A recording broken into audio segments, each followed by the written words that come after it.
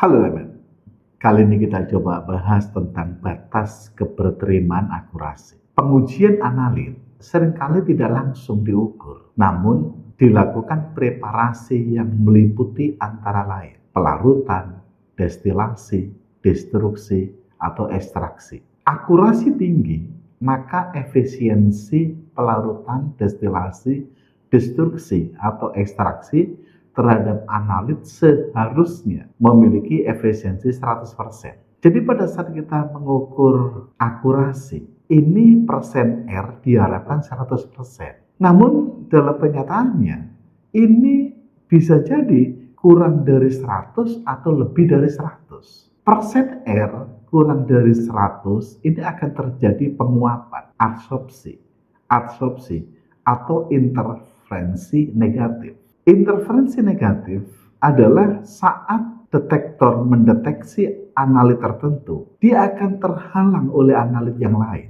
Kalau persen recovery ini lebih dari 100%, artinya ada kontaminan bahan kimia, ada kontaminan dari peralatan, ada kontaminan kondisi akomodasi dan lingkungan pengujian, dan interferensi positif. Interferensi positif ini adalah ketika ada detektor mendeteksi ada suatu analit tertentu, namun ada analit lain yang perlakuannya sama dengan analit tersebut, sehingga detektor ini mendeteksi juga. Kita coba bagaimana cara penentuan batas keberterimaan atau persen T disebut dengan trueness atau persen R yaitu persen recovery. Sesuai dengan satu, pada saat kita melakukan validasi atau verifikasi metode pengujian, ini yang kita ukurin adalah persen T. Trueness itu sama dengan hasil dibagi dengan CRM kali 100%. CRM ini sama dengan assigned value plus minus ketidakpastian dengan confidence level 95% dan K sama dengan 2. Jadi kalau gitu pada saat kita mengukur validasi ini, yang kita ukur bukan persen R, tapi persen T.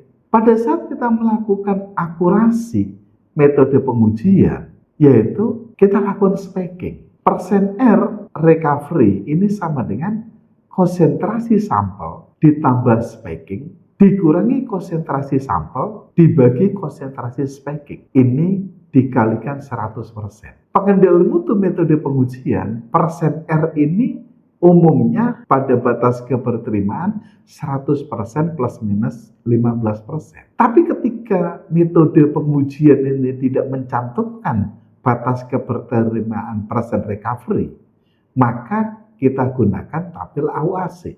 Di dalam tabel AUAC, ini 10% sampai 100%. Batas keberterimaan maksimum persen recovery 98 sampai 102.